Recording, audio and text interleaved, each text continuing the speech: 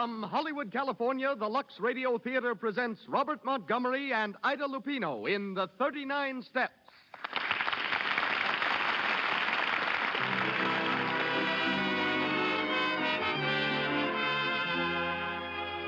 Lux presents Hollywood. For your loyalty to our products, Lux says thank you, ladies and gentlemen, and brings you another hour of entertainment direct from the film capital. Tonight, we star Robert Montgomery, Ida Lupino, Isabel Jewell, and Gene Lockhart, with Major C.E. Russell, formerly of the United States Intelligence Service, as the evening's special guest. Louis Silvers conducts the orchestra. And here beside me, our producer and your host, ladies and gentlemen, Mr. Cecil B. DeMille.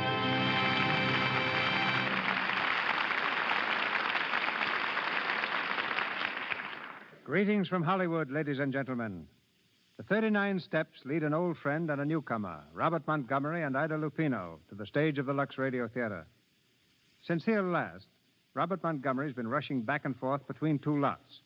One is the Metro-Goldwyn-Mayer studio, where with Rosalind Russell he's completed Live, Love, and Learn. The other is a lot in Beverly Hills, on which Bob has just finished building a new home with a beautiful library.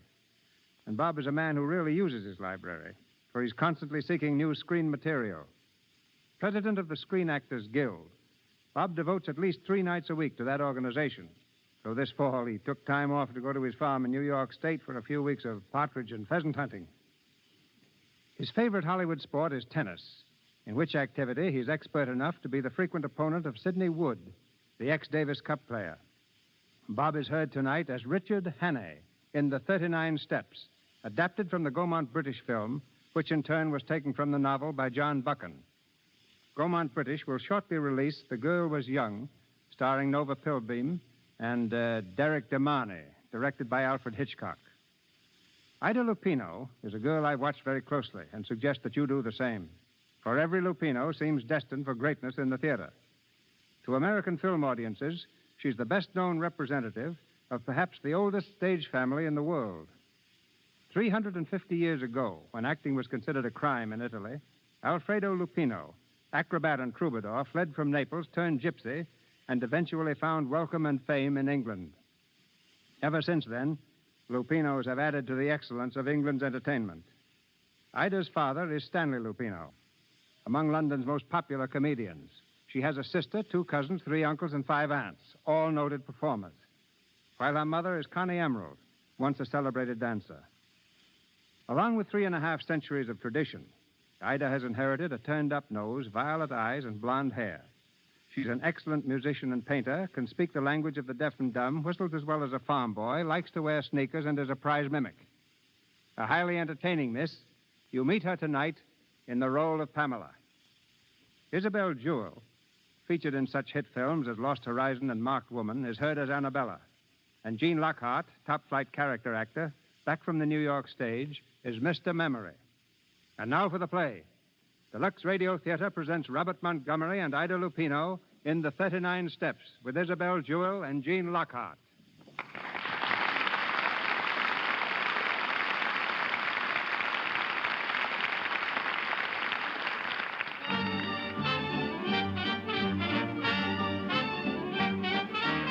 A London music hall. The evening performance is on, and the theater is jammed to the doors. The audience has sat comfortably through the acrobats, the singers, and the whirlwind dancers. But now they're restless. The manager appears on the stage to announce the feature act. His hand is raised for silence. Ladies and gentlemen, with your kind permission, I now have the honor to present to you one of the most remarkable men in the world. I present Mr. Memory. Thank you. Every day this remarkable mentality commits 50 new facts to memory. 50, ladies and gentlemen.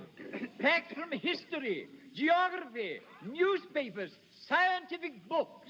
Millions and millions of them. And he remembers them all. Test him, ladies and gentlemen, test him. Ask him any questions you like, and he will answer fully and freely. Mr.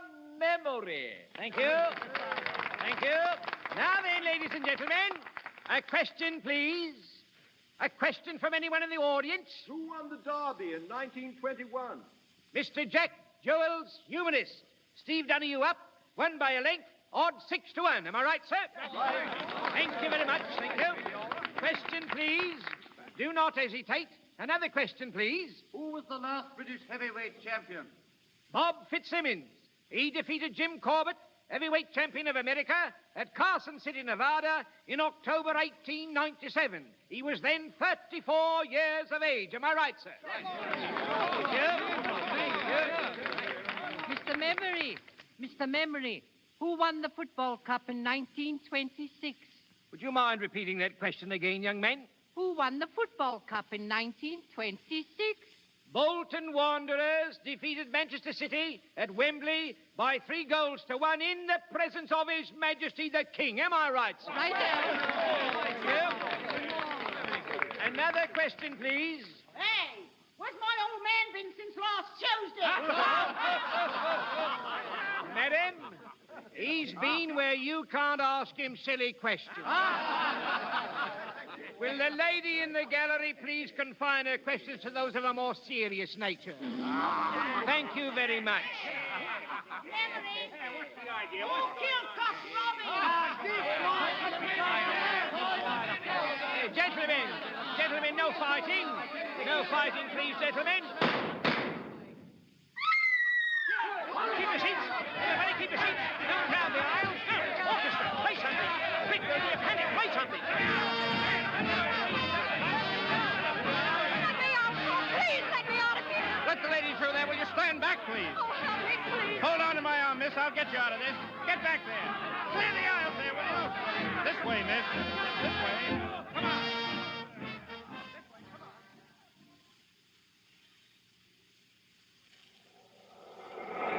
There you are, miss. Take a good deep breath. Oh, thank you. You all right? Yes, I had to get out of that theater, that's all. A lot of people had that idea. Oh, it wasn't the panic that frightened me. It was something else. I'm afraid I don't understand. I'm in terrible trouble. Will you help me? Trouble? What kind of trouble? I can't tell you here. Can we go someplace and talk? Well, my flat is nearby. Oh, let's go there. But hurry, please.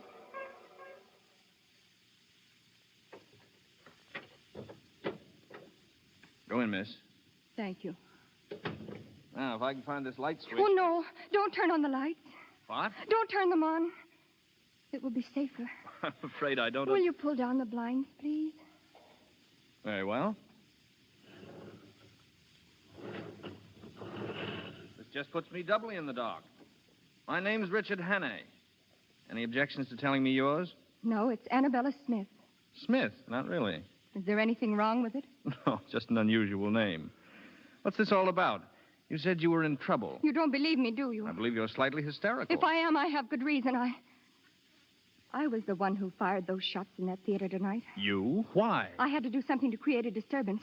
I had to get away from there. There were 2 men in that theater who wanted to kill me. Oh, come on. now. You've got to believe me.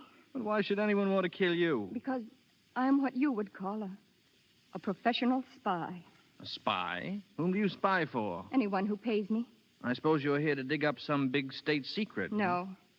I'm here to save a secret. For England. Oh. Go on, please. The agent of a certain foreign power is on the point of obtaining a secret vital to your air defense. I tracked 2 of his men to that music hall. Unfortunately, they recognized me. That's why they're after me now. You still don't believe me, do you? No, frankly, I don't, Annabella. Very well. If you will look out of that window, you will see 2 men standing across the street. Look, please do. All right. I'll play your game a bit further. Oh, don't let them see you. Well? By Jove, you're right. 2 of them. They seem to be looking up here. Come away, please. Do you believe me now? Well, I suppose I must. I'm going to tell you something that's not very healthy to know.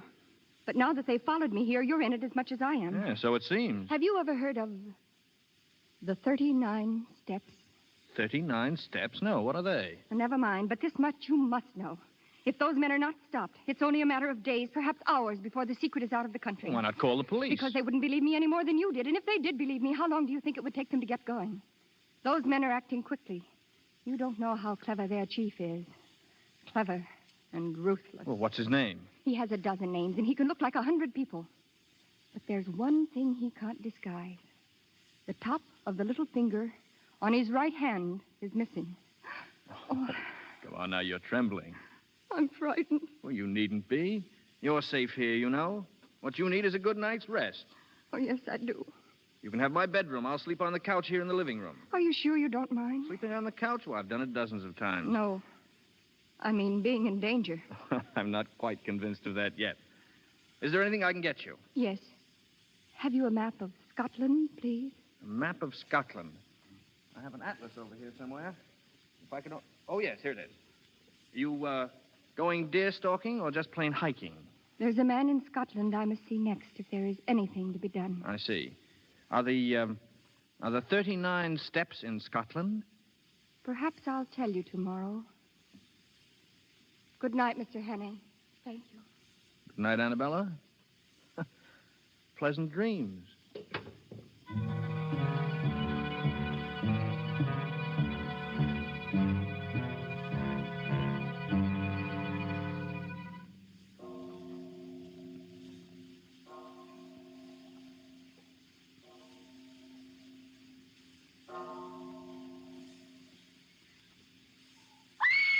What the?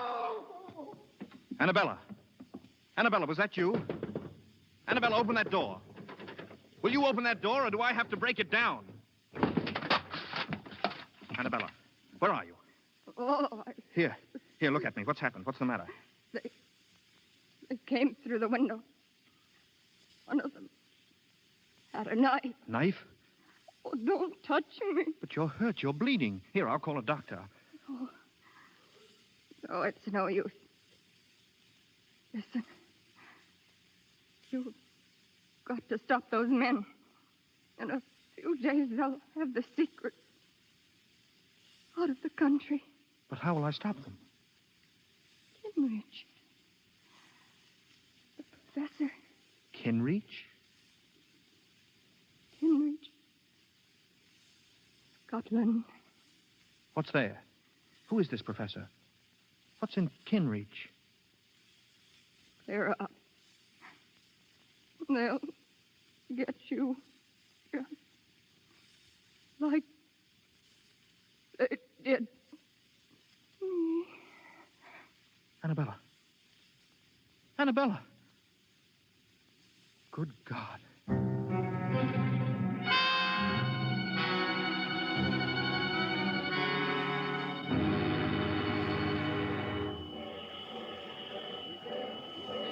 Aberdeen Express, Edinburgh, Kirkcaldy, Dundee, Aberdeen Express. Take it to Kinreach, please. One, sir? Yes, one. Hurry, please. One to Kinreach, Scotland. Here you are, sir.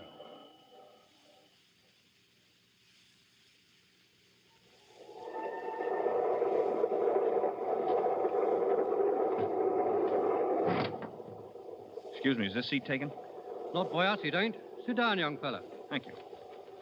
I said, Jess, who won the 2 o'clock at Epsom? Here it is. Bachelor Button, odd 7 to 4. Ah, Bachelor Button, eh? Hello, look at this. Another woman murdered in a West End flat. Murdered, eh? Who was she? A well-dressed woman of about 25 was found with a knife in her back. The tenant, Richard Anne, is missing. Blimey, if that ain't the blasted limit. Missing, eh? The police are hot on the trail and watching with careful eye all points of departure from London. Oh, so that was what they was a-doing, eh? Who? Scotland Yard. 2 plainclothes bobbies. I seen them get on this train. Asking plenty of questions they was, too. Look here. Here's a picture of that Anne chap. Let's have a squint at him.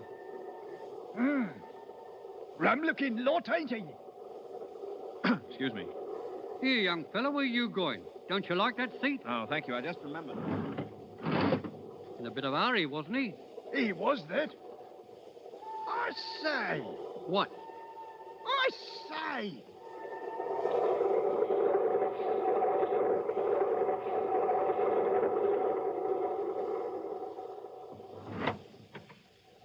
beg your pardon. This is a private compartment. Oh, is it? Yes, and it happens to be occupied. Yeah, so I see. Very charmingly, too. Well, what do you want, please? Your hospitality for a short while. Really? Well, I'm not interested. Now, will you please go? I can't. What? It isn't safe. Listen, are you going or shall I call the conductor? No, don't do that. Stop, you're hurting my wrist. I'm sorry. Listen to me. I want your help. My help? I'm Richard Hannay. Hannay? Why, you're the man the police... Yes, but I'm innocent. I swear I'm innocent. Listen, you've got to help me. It's terribly important that I be free for the next few days. You will help me, won't you? Yes. Yes, of course I will. That's fine. I'm sorry if I hurt your wrist. Oh, that's all right. You say the police are on this train looking for you? Yes, that's why I forced my way in here. Oh, I see. And just how am I supposed to help you? Well, they're looking for a man traveling alone. If I stay here with you, they'll think we're together. We'll pose as man and wife, and they won't pay any attention to us. They'll just pass us by. How clever you are. You'll do it? Yes, of course. Say, you're all right. What's your name? Well, what's that got to do with it? Nothing. I just wanted to know who my benefactress was, that's all. No, I'm Pamela Stewart. Pamela? Oh, that's rather pretty. Suits you. Thank you. There they are now. Remember, I'll sit here and pretend to read. You do the talking. All right. Come in. Excuse me. Have either of you seen a man pass here? Young fella, smooth-shaven? Why, no. Wait, are you the police? That's right, miss. Then this is the man you want. He forced his way in here and told me his name was Richard Hannay. Why, did I? Come here, you. Let go of me. Are you Richard Hannay? Well, speak up. Yes. Thank you very much, Miss Stewart. Well, you didn't expect me to harbor a murderer, did you? Unfortunately, I did. And I am not a murderer. We'll see about that. Come on, Hannay. Certainly, gentlemen. I'll go with you willingly. In fact, I'll lead the way. Grab him. He's gone. Here, get after him. Open that door. I can't. He's holding it from the other side. Here, let me try. Together now. 1, 2, 3. Get out of the way. Where is he? Where did he go? Here he is, down the passageway. Stop him. Grab him before he gets to the vestibule. Come back here, you. Come back, you. Stop. Have you got him? No, he's gone. What? He jumped off the train. The fool. He's probably lying dead in a ditch. No. The last I seen of him, he was on his 2 feet and running like a rabbit.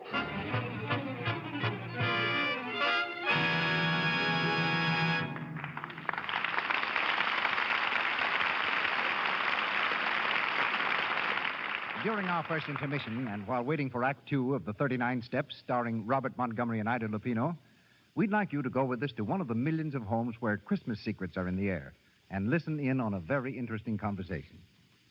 Aunt Sally, come here. I want to see you alone. More secrets, Betty? Well, the house is full of them. Now the door's closed, we can talk. Aunt Sally, what can I give Mother for Christmas? Did you ask her, dear? Yes, and she just says all she wants from me is love and kisses. Well, I did hear her say she needed more stockings. How about getting her some of the lovely sheer ones we saw in the store today? But she always says sheer stockings are extravagant. Not necessarily, dear. They wear very well if you're careful about washing. Just dip them in Lux suds every day. Lux keeps the silk nice and springy, so it doesn't break so easily into runs. Then I'll tell you what. I'll buy some and tell Mother I'll Lux them for her every time she wears them. I'll buy a big box of Lux and give it to her with the stockings. Now, that's a real Christmas gift, Betty. Okay, I'll get some Lux Flakes right away. And be sure to use nothing but Lux Flakes, dear.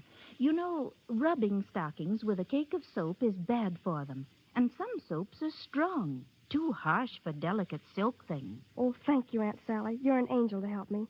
Mother's the most perplexing person on my list. Stockings for Christmas and Lux Flakes for stockings. A perfect combination. We return now to Mr. DeMille and our play. Robert Montgomery, Ida Lupino, Isabel Jewell, and Jean Lockhart continue with the 39 Steps.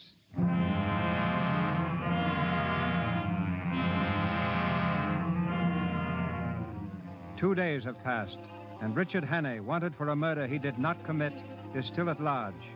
Determined to discover the secret of the 39 Steps, he's made his way to Scotland. The driver of a donkey cart has given him a lift, and he's now on the last leg of the journey, the outskirts of the village of Kinreach. Are you going to stay long in Kinreach, laddie? Well, It all depends. I'm looking for work. You suppose I could find something? I hae me doubts, laddie. Kinreach is a mighty small town. What do you do? I'm a chauffeur. Well, I'm thinking you'd better try somewhere else, then. What folks as need chauffeurs, and Kinreach has had them for years. Oh, I see. But, aren't there any newcomers? I mean, somebody told me about... Now, wait a minute. Come to think of it, I did hear something. About a retired professor moving into the big house on the edge of the moor. A professor? Yes. Yes, that's it. I can try it anyhow.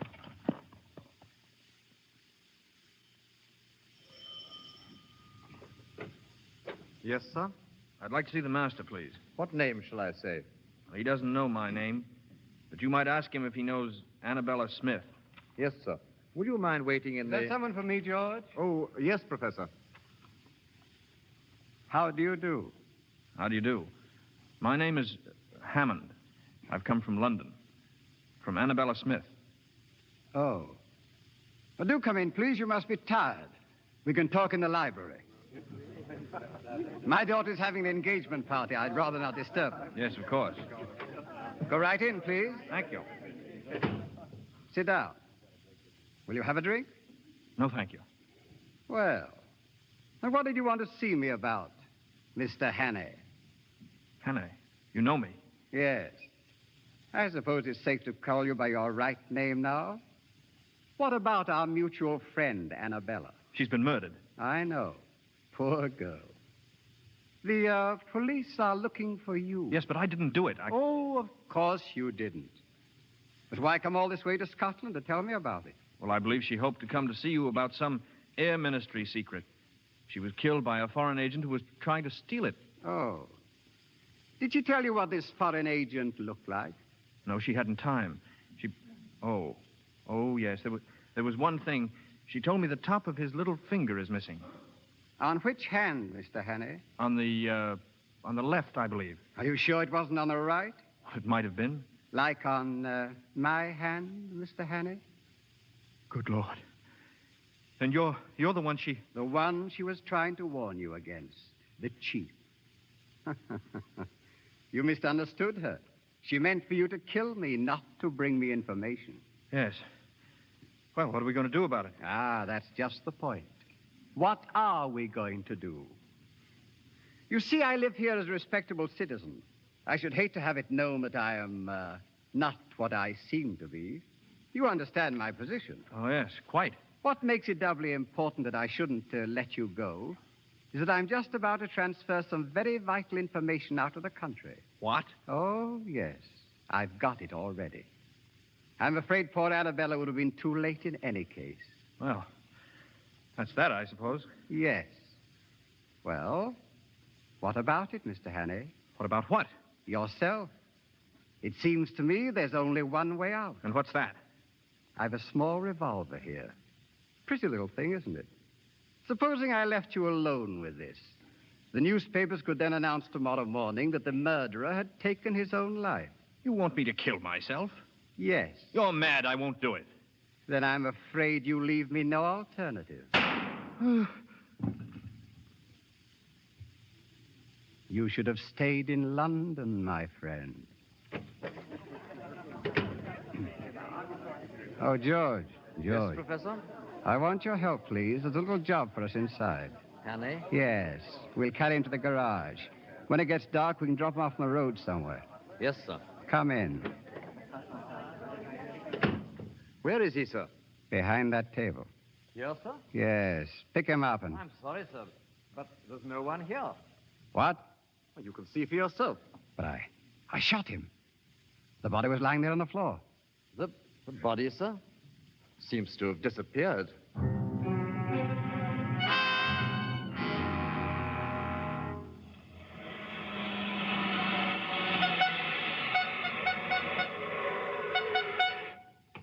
Get out of the road, please.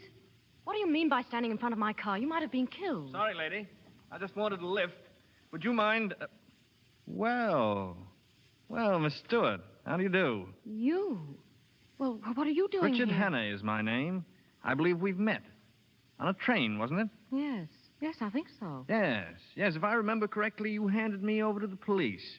You did, didn't you? Oh, get away from me. Oh, don't worry. I don't hold it against you, really. Well, that's very kind of you. Yes, isn't it? What are you doing in Kinreach? I live here. It's a charming place, isn't it? You know where the local police station is? Oh, of course I do. Will you take me there? What? The police station, in a hurry, please. Certainly.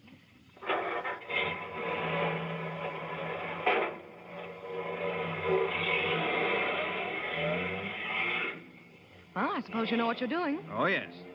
You see, I know who killed Annabella Smith. Is that so? The same man who shot me a few minutes ago. Shot you? Yes. Where? Right in the cigarette case. See? There's a hole in one side of it. Handy little thing, cigarette cases. If I hadn't been carrying it about in my vest pocket, the hole would have been in my chest. And who was this arch villain? Gentleman called the professor. Professor? Oh, now, you don't mean Professor Bartlett. I didn't stop to inquire his last name. Oh, that's very come funny. now. It isn't as funny as that. Do you actually mean you're going to the police with this story? That Professor Bartlett shot you? That he's the one who killed Annabella Smith? Of course, why not? Oh, and you expect them to believe it, I suppose. Well, you don't, evidently. No, and neither will they. Professor Bartlett, a murderer. Why, he's one of the best-liked men in the village and a very good friend of the sheriff's. I'm sure the sheriff will be interested in your story, Mr. Hannay. Yes. Yes, I see your point. Hadn't occurred to me that... Stop the car, please. I'm getting out. Oh, no, you're not. Stop this car. You said you wanted to go to the police. Well, that's just where you're going. And if you touch me or make a move to jump, I'll turn this car into a ditch. Well, aren't you the sweet little thing? Now, you just sit tight, Mr. Hannay, and don't make any sudden gestures. We're going rather fast. You haven't the nerve, of course. Haven't I? Just try me. All right, I will. Don't touch that brake. Hang on. Where are you? Are you all right? Quite all right, thank you. You little fool, we might have been killed. Hello there! There's someone coming. Keep down. Let go of me. Hello! Shut up. Over here, Richard Hannay! Why, you... Richard! Grab that man. All right, Hannay, we've got you. And don't try any funny business. Stand up. Yes, of course. Are you the police? We've been looking for you, Hannay. Put the bracelets on him, Joe. Right you are. Put out your hand. There we are. Now put out the other one on the girl. Here, what are you doing? We are handcuffing you to your friend here. Any objections? Now see what you've done. Oh, shut up. Listen, you can't do this. I don't even know this man. You ride around the country with him in a car, but you don't know him. Of course you don't. Yes, but I'm telling you, Keep I your don't. mouth shut. All right, Joe. Take him to our car. It's a good day's work for us. Will you please move over? You talking to me? Yes, I am. Very well. Ow, my wrist. Well, you asked me to move, and if I move, you move with me. It's a scientific fact that when two people are handcuffed together... Officer, must I be chained to this man? Aye, you must. And keep quiet about it. Wait a moment. Where are you taking us? This isn't the way to the sheriff's office. Well, we're not exactly going to the sheriff's office. Eh, Joe? Not exactly, no. Well, where are we going?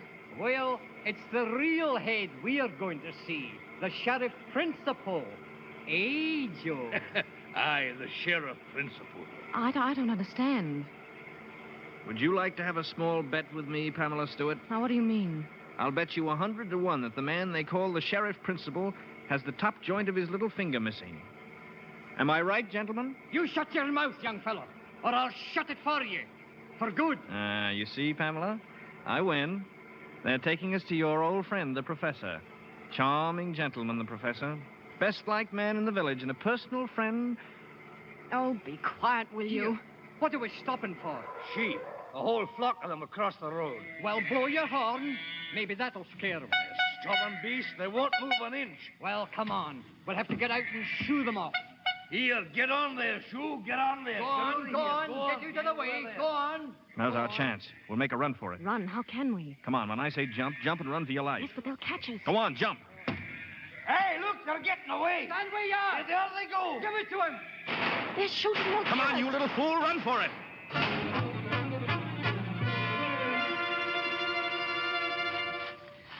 Please, don't go so fast. You're hurting my wrist. Shut up.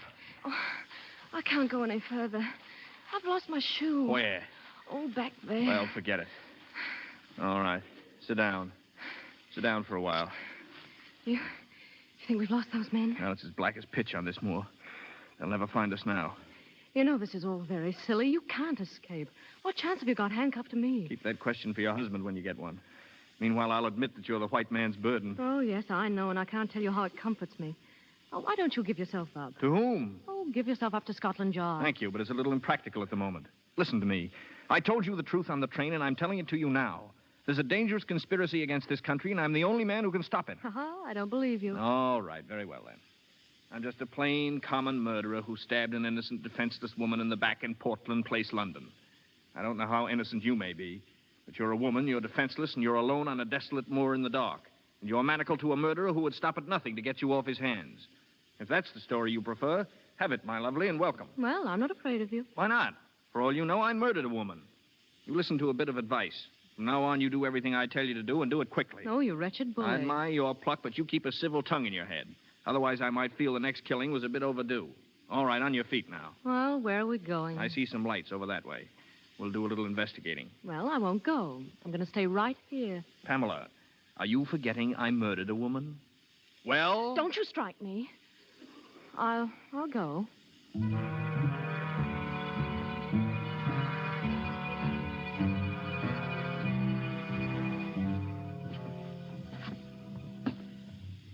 Hey, what kind of a place do you think this is?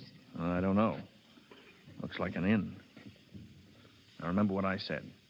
A civil tongue or else. And you back me up in everything I say or do. You understand? Yes. Stay close to me and hold my hand. It'll hide the handcuffs. Good evening. Good evening. Welcome to King's Head Tavern. And what can I do for you and the lady? We had an accident with our car a few miles back. Hey, that's too bad now. You want to stay the night, I suppose? Yes, we do. And will it be 2 separate rooms or one? Oh, 2 separate rooms. 1 room, please. 1. Well, which? 1, thank you. Oh, 1. And what's the name? Hawkinson. Hawkinson, yes. Henry Hawkinson and Mrs. Hawkinson. Well, come along, Mr. Hawkinson. The rooms are at the top of the landing. Thank you. Nice place you have here. It'll do. Here's the room. Oh, thank you. Well, good night to you. Wait. Now, wait, please. You mustn't go. What's the matter, lass? Is there anything wrong? Yes, Of course there's nothing wrong. She wants to tell you something, that's all. Yes, I wanted Yes, to... You see, we're a runaway couple. Ah, you know. Yes. As a matter of fact, we've been running all night. If anyone inquires for us, you won't give us up, will you? That I won't. I was young myself once. Good night. Good night. Good night. Good night. Inside, Pamela. Of all the outrageous things. Listen, you don't think I'm going to spend the night in this room with you? Personally, I don't see how you can help yourself. Stop jerking my arm. I'm so sorry. I want to take my shoes off. My feet are tired. You'd better stand here by the fire and get warm. You'll be catching cold. And if I did... Stand by the fire. Don't yell at me like that. I didn't ask to come with you. And I didn't invite you. But here we are. Well, aren't you afraid the men will find us? I'm not thinking of that so much as some way to get out of these handcuffs. Oh, I have a nail file in my pocket. Maybe that'll help. That would be dandy. If you file 24 hours a day, 10 years from now, we might be free. Imagine, tied to you for 10 years. It's a horrible thought. I've had enough of your insults. I'm going to tell the innkeeper the whole story. You want me to hang for a murder I didn't commit? As long as you hang, I don't care whether you committed it or not. What a bloodthirsty creature you are. Haven't you any pity? No. Ow! What are you up to now? I'm merely trying to file the handcuffs. Well, don't jab me in the wrist that way. I don't like it. I'm sorry. You're going about it in a very amateurish fashion anyway. I can see you know nothing about filing handcuffs. I'm sure you do. Tell me, how did you start being a criminal? So you want the story of my life. It's really very interesting. Oh, I'm sure it is. I was born a poor orphan boy. From the beginning, I hadn't a chance. Ouch! I'm sorry it slipped. Accidentally? Accidentally. Go on, please. I started by pilfering pennies out of other children's lockers at school. And a little pocket picking and car pinching. And at last, my efforts were rewarded, and I graduated into straight burglary. With diploma? With diploma. Oh.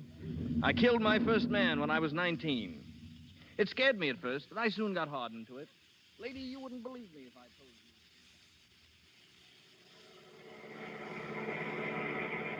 you. It was your fault. The whole thing was your fault. My fault? How do you make that out? If you hadn't have stopped the car for those blasted sheep, we'd have had the 2 of them in the professor's parlor right now. We'd better have them there soon, is what I say. The professor was anxious about Hanny. Knows too much, he said. Get him. Get him? We had him. And the girl, too. You Don't suppose they'd head in somewhere, do you?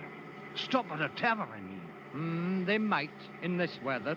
There's a place about 4 miles back. King's Head Tavern, it's called. King's Head Tavern. That'd be somewhere near where they gave us the slip. Turn around. They'll find out. Right. And if we see 'em again, blast you. Shoot straight. I will, all right. You can depend upon that. And then little by little, and year by year, I sunk lower and lower. And you got better and better. That's right. You might have read about me in the papers. They call me Hannay, the Cornish Bluebeard. And that, milady, is the horrible story of my life. Dear, dear, and you have such a nice face. How many people have you killed altogether? 9. If you don't watch the point on that nail file, it may be 10. Ouch! At least I'm trying to do something. Well, if you don't mind, I'm going to try and get some sleep. I haven't had a wink for 48 hours. Well, I'm not in the least bit tired. Besides, I have to stay by the fire and get dry. All right. You don't mind if I stretch out in the chair, do you? No, not at all. Thank you. Good night. Good night.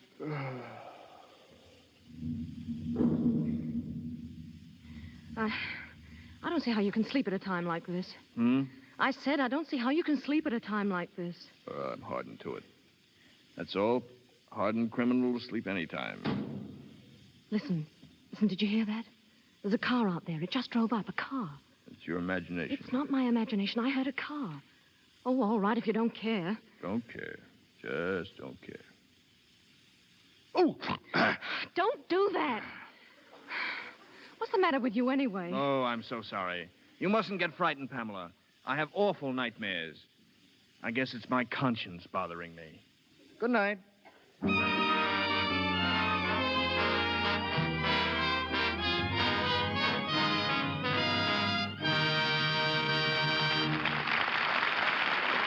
pause for station identification. This is the Columbia Broadcasting System.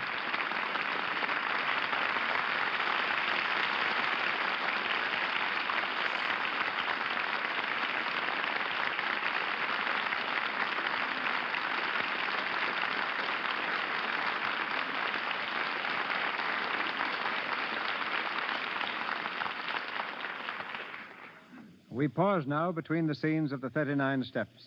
Robert Montgomery and Ida Lupino will be back shortly when we raise the curtain on Act 3 in this play about spies. Spies may be roughly divided into 2 classes. There are the mercenary spies who traffic in state secrets, selling them for cash to the highest bidder. And there are patriots who risk their lives solely for the protection of their country, who receive the smallest monetary rewards, and whose names never get into the newspapers. The Richard Hannay of our play belongs to this second group, and so does tonight's guest, Major C.E. Russell of the United States Army, retired. Before this country entered the World War, Major Russell temporarily loaned his services to Scotland Yard as one of their American operatives. Back in the United States Army during the war, he served on a special staff in France. He later instructed our Army officers in the art of espionage and is the author of a standard military textbook on this subject. With such a background, Major, there should be no better authority to answer the question, just what are the qualifications that make a valuable spy?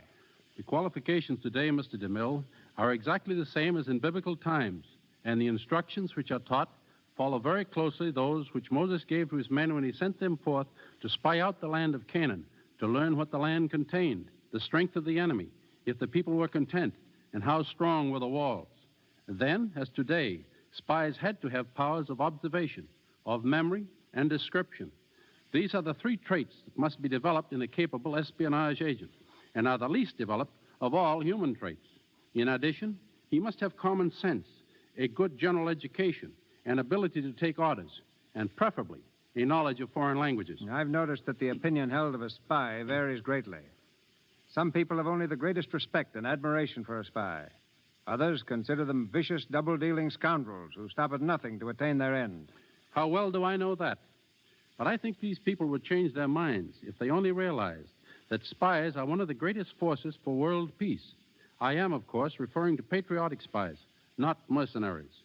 I believe that a patriotic spy, by keeping his country informed of military activity in other lands, enables his own nation to properly prepare itself, and a properly prepared nation is a nation seldom attacked. The war that they are ready for rarely comes. If what I've observed is true, you soldiers who fight with your brains instead of bayonets are finding more and more women as your co-workers. How does a woman compare with a man as a spy? Very favorably, up to one point. A woman's heart will rule her head much more quickly than a man's. Today, there is probably one woman to every 2 men in the world's espionage service. We've learned that if you want to make a man talk, send a pretty woman. And when we want to make a woman talk, we make her jealous.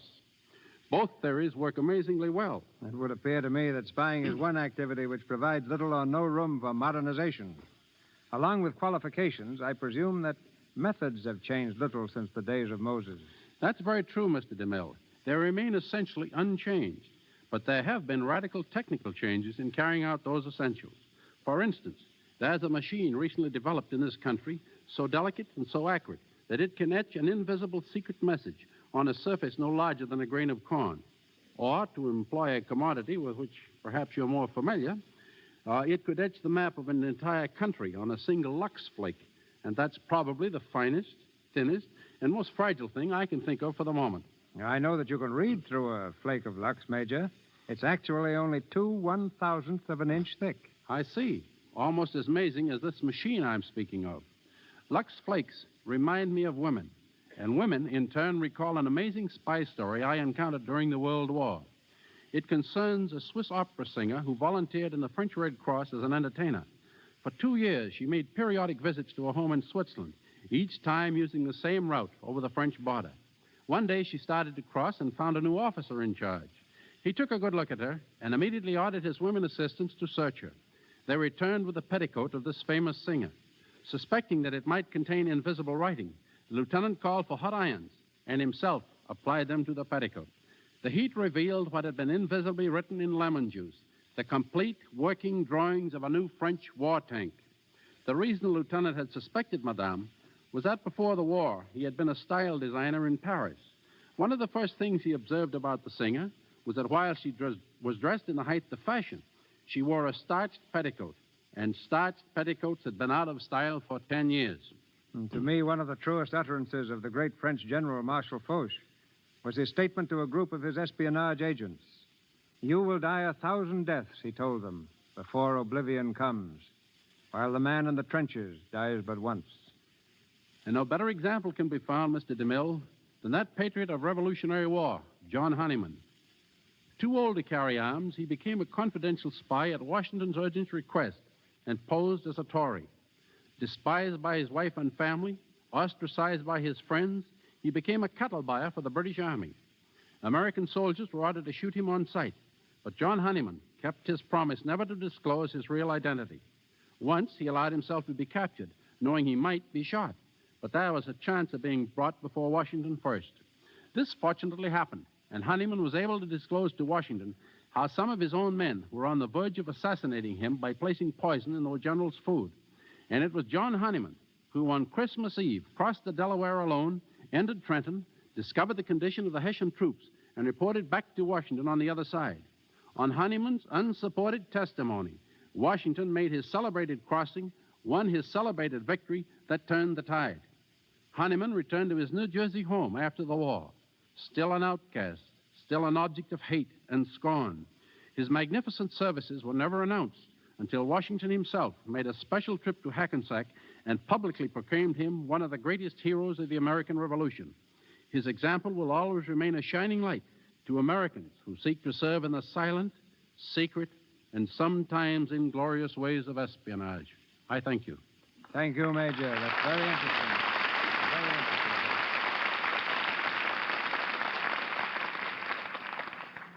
Once again, the 39 Steps, starring Robert Montgomery and Ida Lupino, with Isabel Jewell and Gene Lockhart.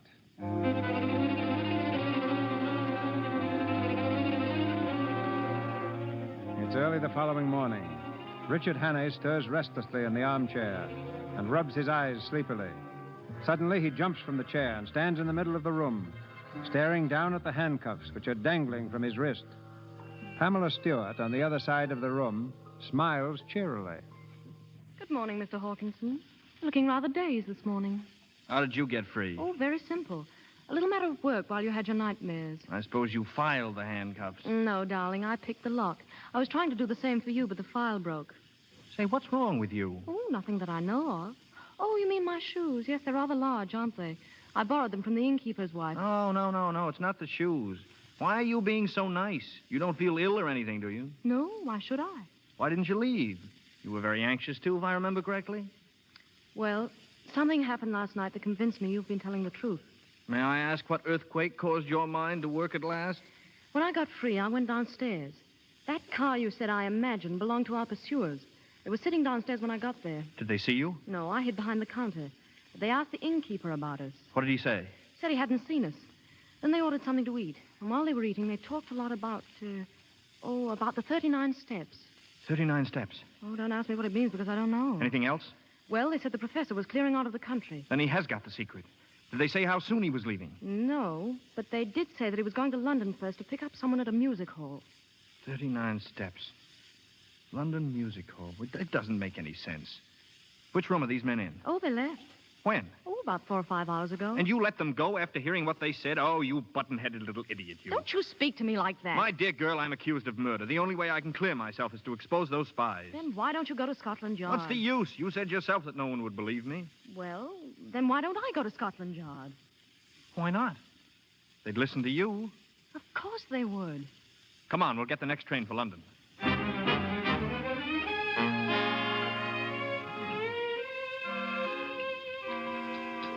You wish to order now, sir? No, thank you. I'm waiting for someone. I beg your pardon, sir. Your face looks familiar. Are you in the cinema? No, I'm not. Bring me a bottle of ale, will you? Very good, sir. Oh, make that 2, please. Yes, miss. Pamela, sit down. Did you think I was never coming? Not exactly, but I was getting nervous waiting. Well, what happened? Did you go to Scotland Yard? Yes. Well? Prepare yourself for a shock. Why? They've checked every possible channel. The Air Ministry are positive that no papers are missing that would be of any possible use to spies. But that's incredible. Are you sure? Well, that's exactly what they said. I don't know what to make of it. I think you've been tricked. Well, certainly is all very bewildering. Oh, I'm sorry, Richard. Really, I am. Look, I think you better go now. Go where? Oh, any place. Leave the country. I'll help you. You? Oh, I know it sounds funny, but somehow I couldn't bear the thought of them catching you again. Why, Pamela? Oh, I don't know. I guess I've just changed my mind about you, that's all. Of course, you're as vain as a peacock, and I couldn't stand you for any length of time, but you're not so bad. Well, you're not so bad either. If I weren't in this jam, I'd... What? Nothing. Come on, let's get out of here. No, you better stay. I'll run and get you a ticket for Liverpool. There ought to be a boat train Pamela. soon. Well, what's the matter? What are you staring at? Look out the window. Do you see that billboard across the street? Yes. Is there anything strange about it? The list of acts playing this week at the Palladium. The feature attraction is Mr. Memory. But I don't understand. Come on, we're going to get out of here. Well, where are we going to the now? Palladium. But why? I don't know, but we're going just the same.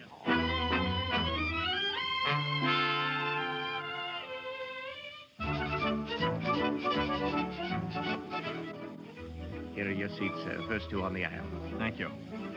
Sit down, Pamela. This is silly. In the first place, the show's almost over. If anyone sees you here, what are you looking for? Be quiet. I'm just playing a hunch, that's all. Oh, you're playing the fool if you ask me. Ladies and gentlemen, with your kind permission and attention, I now have the honor to present to you one of the most remarkable men in the world. I present Mr. Memory. Pamela. What? Look at that right-hand box nearest the stage. You see that small man sitting in front? Why, yes, It's the professor himself. You better get out of here before they see you. No. Sit down. Listen. Every day he commits to memory 50 new facts, and he remembers every one of them. Facts from history, from geography, from newspapers, from scientific textbooks. Pamela, Yes, I've got it. I've got it. What? Don't you see the details of this Air Ministry secret have been borrowed, memorized by Mr. Memory, and then put back again before anyone could know? Why, that's it. Of course it is. Pardon me, sir, but there's a gentleman who would like to speak to you. Who, me? You, Richard Annie? Well, You're under arrest. Wait, officer. Listen, there's something here you ought to know. That'll keep, Annie. Come along quiet. Yes, but you must listen to him. That man on the stage can... Come on, we don't want any excitement here. All right, I'll go quietly. Richard, you're not. Distant from Pamela. Montreal, 1,424 What's the use? miles. Am I right? Thank you. Question, please. Do not hesitate. Your question, please. Wait a minute. Mr. Memory, what are the 39 steps? Come on, answer up. What are the 39 steps? The 39 steps. The 39 steps is a secret organization headed by Professor... There's your man up there in the box. He's the one who shot him. Stop that man! Stop that man! Stop him! Stop him!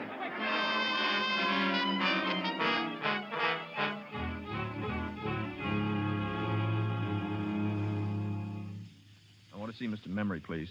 Where's his dressing room? Number 5, but you can't go in now. Well, I'm afraid we have to. Detective, have you a pencil and a piece of paper? Yes. I want you to write down everything you hear. But listen here, I Do as he tells you, please. I'm going to prove to you that the man who shot Memory is the murderer of Annabella Smith.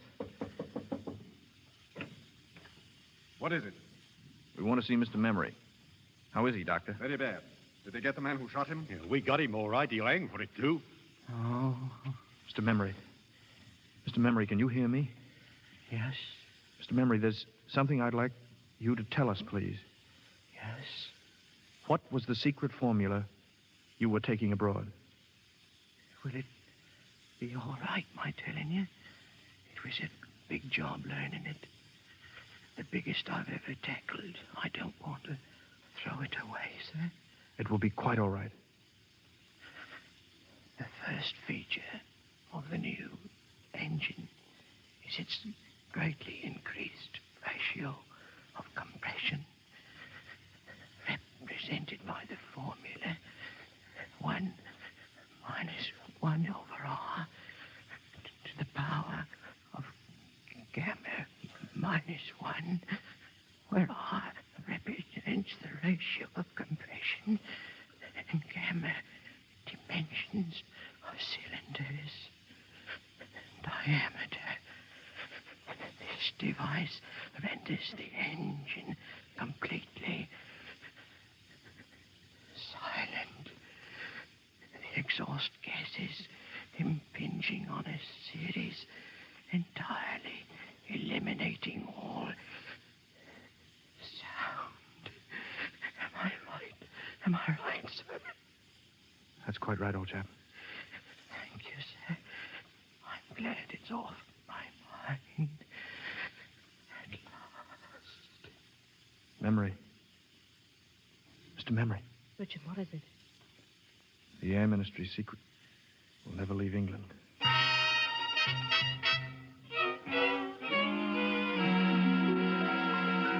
This way, please. We can pick up the police car on the corner. The police car? Where are you taking us? The Scotland Yard, of course. Scotland Yard? Yes, but you can't do that. You heard what that man said. He didn't kill anybody. Easy now, easy. He'll be all right. All we want is to put the story on the record. Oh, that's better. You've nothing to worry about at all. He'll be a free man in her now, Mrs. Hannay. Hannay? Well, what are you talking about? Well, Mrs. I'm Hannay? sorry. I thought... That would be just fine, that would. We were together for one day, and we fought for 24 hours. 20? You were asleep 4 hours. Can you imagine what it would be like? Fight for breakfast, fight for lunch, fight for dinner. One long, drawn-out battle for the next 30 or 40 years. Oh, 30 or 40 years. Do you think we could keep it up that long? I mean, really. Well, we could try.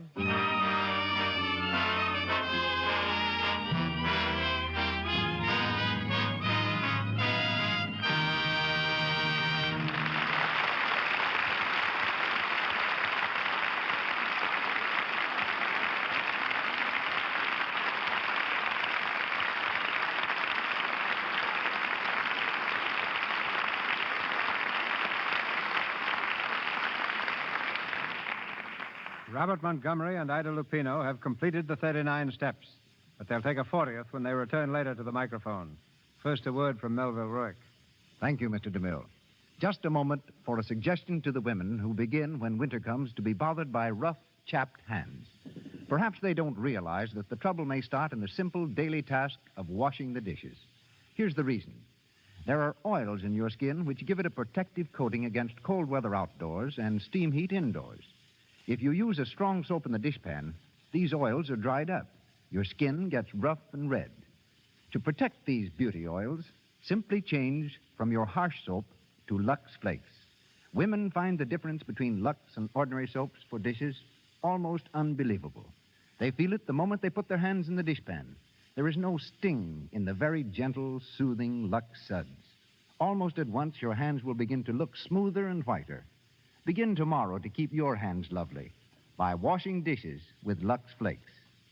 I turn you back now to Mr. DeMille.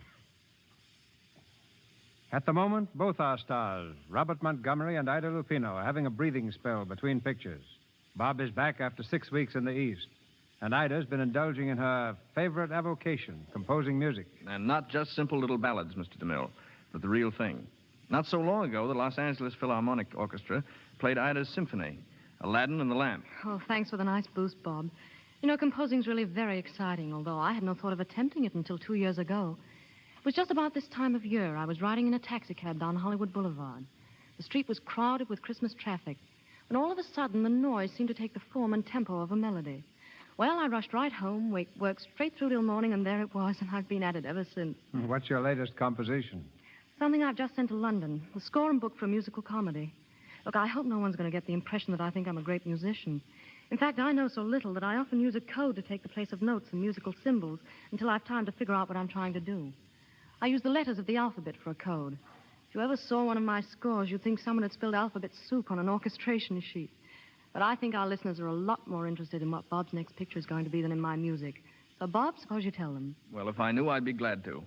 I'm having story difficulties at the moment. Don't we all? Can't you find the right one? Well, the trouble is I've found the right two. And MGM and I can't make up our minds which will make the better picture. Number one is a light comedy, the type of story that audiences have been favoring so much lately. Plenty of laughs and sophistication. Number two, also a modern story, presents a definite problem of living that any one of us might have to face. A very interesting story for an actor. But the question is, will it interest an audience? And in the meantime, you're perched on a fence, eh? Exactly. And since that's not a very comfortable spot to be in, perhaps the Lux Radio Theater audience will help me out. I'd really be very grateful if you'd drop a card or a note to Metro-Goldwyn-Mayer, to me, or the Lux Radio Theater, and let us know which of these two types of pictures you'd prefer to see. A light comedy or a story with a social problem. In the meantime, my thanks and good night. Good night, Mr. DeMille. Good night, Ida. Good night, Bob.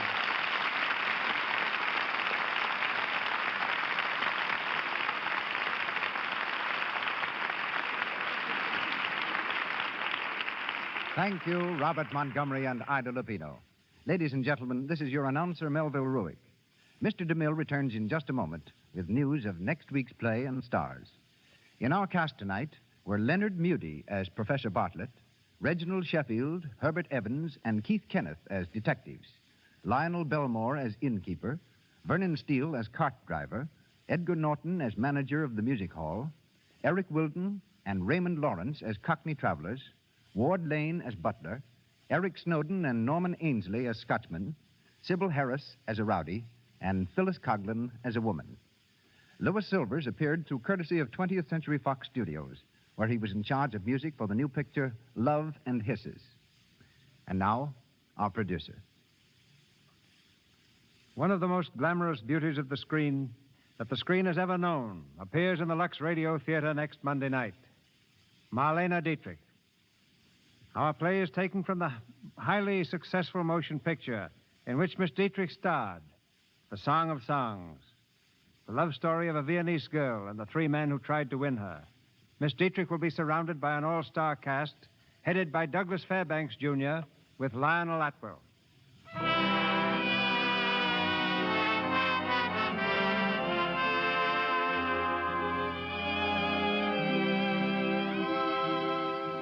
Our sponsors, the makers of Lux Flakes, join me in inviting you to be with us again next Monday night when the Lux Radio Theater presents Marlene Dietrich, Douglas Fairbanks, Jr., and Lionel Atwell in The Song of Songs. The special guest of the evening will be the creator of Mickey Mouse and the Silly Symphonies, Mr. Walt Disney. This is Cecil B. DeMille saying good night to you from Hollywood. This is the Columbia Broadcasting System.